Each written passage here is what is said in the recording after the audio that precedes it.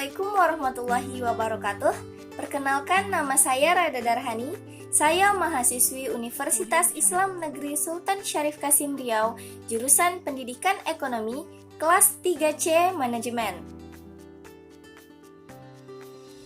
Pada kesempatan kali ini, saya akan menjelaskan sebuah materi dari statistik penelitian pendidikan, yaitu distribusi frekuensi.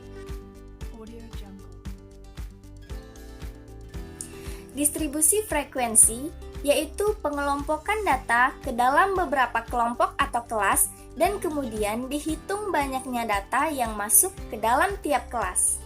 Nah, distribusi frekuensi ditampilkan dalam bentuk tabel distribusi frekuensi, di mana menunjukkan susunan data yang telah diklasifikasikan menurut kelas-kelas atau kategori tertentu.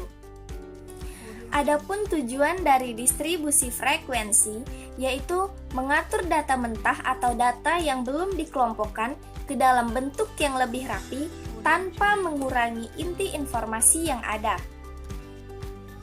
Langkah-langkah membuat distribusi frekuensi, yang pertama mengumpulkan data.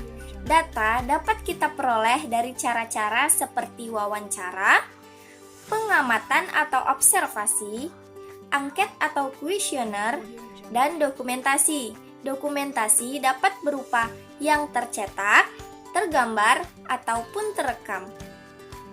Yang kedua yaitu menghitung rank. Rumusnya adalah data terbesar dikurangi dengan data terkecil. Yang ketiga, membuat kategori kelas.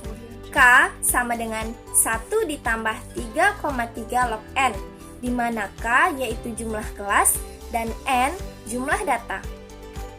Yang keempat, membuat interval kelas. Interval kelas ditandai dengan simbol I, yang dimana kita mencari R per K. R tadi yaitu rank dan K tadi yaitu kategori kelas. Dan yang kelima, melakukan perhitungan atau pengamatan setiap kelasnya. Langsung saja ke contoh soal. Diberikan data mentah tentang upah harian lepas dalam ribuan rupiah. Buatkan distribusi frekuensinya. Nah, di sini sudah ditampilkan data mentahnya namun belum berurut. Nah, ini adalah data yang telah diurutkan, yaitu dari data terkecil hingga data terbesar. Data terkecilnya yaitu 118 dan data terbesarnya yaitu 178. Setelah data diurutkan, selanjutnya kita mencari rank, yaitu data terbesar dikurangi dengan data terkecil, sehingga R sama dengan 178 dikurang 118 sama dengan 60. Nah, nilai rank sudah diketahui, maka langkah selanjutnya yaitu membuat kategori kelas. K sama dengan 1 ditambah 3,3 log N.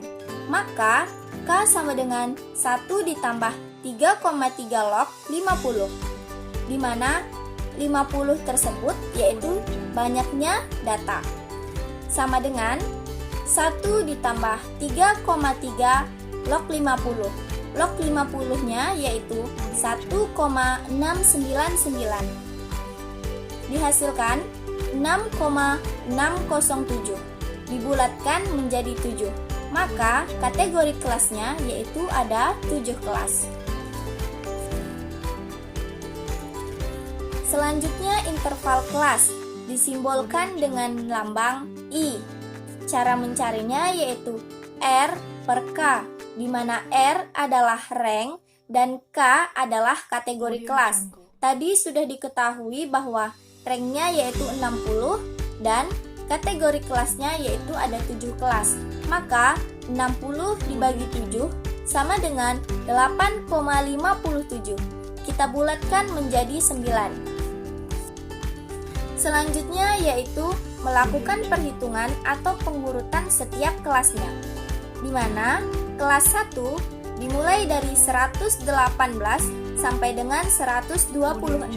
Kenapa 118 sampai 126? Karena kita sudah mencari interval kelasnya yaitu 9.